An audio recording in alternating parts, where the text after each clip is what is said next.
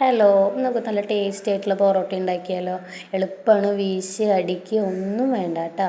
അതിന് വേണ്ടിയിട്ട് ഞാൻ 250 ഗ്രാം മൈദപ്പൊടി എടുത്തിട്ടുണ്ട്, ഒരു അര ടീസ്പൂൺ ഉപ്പ് എടുത്തിട്ടുണ്ട്, 1.5 ടീസ്പൂൺ പഞ്ചസാര എടുത്തിട്ടുണ്ട് കേട്ടോ. പഞ്ചസാരയുടെ അളവ് കുറയ്ക്കണമെങ്കിൽ കുറയ്ക്കാം കേട്ടോ. ഇതിലേക്ക് ഞാൻ ഒരു മുട്ട പൊട്ടിച്ചൊഴിക്കുന്നുണ്ട് കേട്ടോ. എന്നിട്ട് ഇതൊക്കെ നല്ലോണം മിക്സ് ചെയ്തെടുക്കുക. ഞാനിവിടെ സോഡാ പൊടിയോ ബേക്കിംഗ് സോഡയോ ഒന്നും ചേർക്കണില്ല, ഇത് തന്നെ നമുക്ക് ധാരാളമാണ്. എന്നിട്ട് നമുക്ക് ആവശ്യത്തിന് വെള്ളം ചേർത്തിട്ട് ചപ്പാത്തി മാവിനേക്കാളും കുറച്ചും കൂടി ലൂസാക്കിയിട്ട് നമുക്ക് കുഴച്ചെടുക്കാം കേട്ടോ.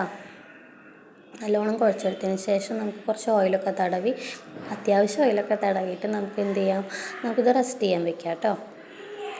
ഒരു 2 മണിക്കൂർ നമ്മളിവിടെ റെസ്റ്റ് ചെയ്യാൻ വെക്കുന്നുണ്ട്.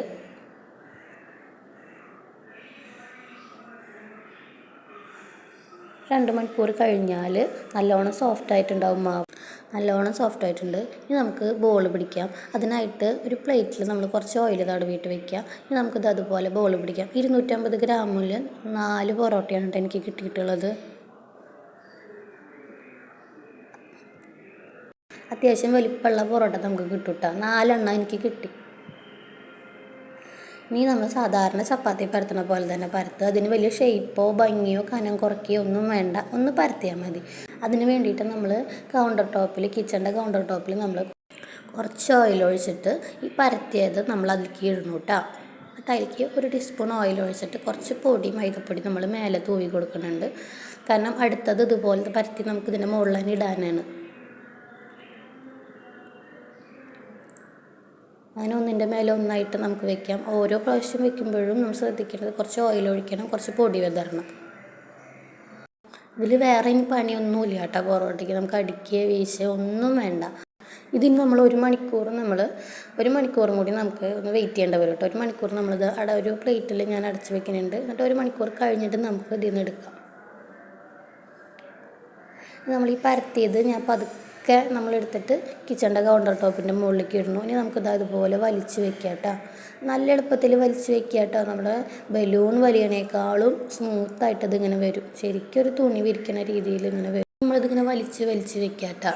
നമ്മൾ തുണിയൊക്കെ വിരിക്കണ പോലെ വലിച്ച് വെച്ച് എത്രത്തോളം നമുക്കത് നീക്കി വയ്ക്കാൻ പറ്റും അതുപോലെ വലിച്ച് വെക്കുക. എന്നിട്ട് നമുക്ക് കുറച്ച് ഓയിൽ തടവിയിട്ട് നമ്മളിതാ ഇതുപോലെ തുണിയൊക്കെ ഇങ്ങനെ ഇതാക്കണ പോലെ തന്നെ, ഞെറിയണ പോലെ തന്നെ നമ്മളിങ്ങനെ പതുക്കെ ഇങ്ങനെ ആക്കിയിട്ട് നമുക്കിത് റോളാക്കി എടുക്കാം കേട്ടോ.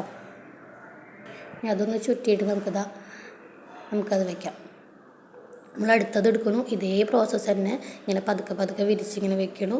നമ്മൾ തുണിയൊക്കെ വിരിച്ചിടുന്നേക്കാൾ സുഖമായിട്ട് വരും കേട്ടോ. നമുക്കതിലേക്ക് കുറച്ച് ഓയിൽ ഒഴിക്കണം. നമ്മൾ ഇതുപോലെ തന്നെ ഇങ്ങനെ കുടഞ്ഞ് ഇങ്ങനെ എടുക്കുമ്പോൾ കറക്റ്റ് ഇങ്ങനെ ഞെറി വരും. നമ്മളത് ചുറ്റി അത് വെക്കണം. നമ്മൾ അടുത്തത് എടുത്തു.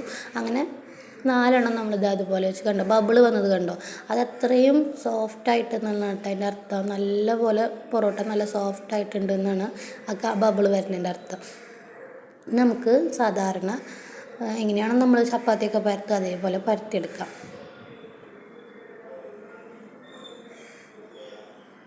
കൈ കൊണ്ട് പരത്തുന്നുണ്ടെങ്കിൽ കൈ കൊണ്ട് പരത്താം കേട്ടോ. എനിക്ക് കൈ കൊണ്ട് പരത്തുമ്പോൾ ഷേപ്പ് വരില്ല, അപ്പോൾ അതുകൊണ്ട് ഞാൻ ഇങ്ങനെ ചപ്പാത്തി പരത്തുന്ന പോലെ തന്നെ പരത്തി കണ്ടാത്ത ഓരോ ഭാഗം നമ്മൾ മറിച്ചിടുക. ചപ്പാത്തി എങ്ങനെയാണോ അതേപോലെ തന്നെ മറിച്ചിടുക. കുറച്ച് ഓയിൽ തടവിയിട്ട് നമുക്കിത് പുറത്തേക്ക് ഇടാം. എന്നിട്ട് നമ്മൾ നല്ലോണം അടിക്കുക. നല്ല ചൂടുണ്ടാവും കേട്ടോ.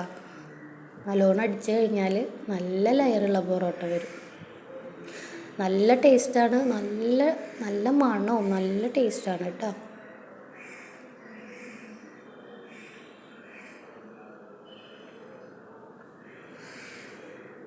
നമ്മൾ കടയിൽ നിന്ന് വാങ്ങണേക്കാളും ടേസ്റ്റാണ് കേട്ടോ.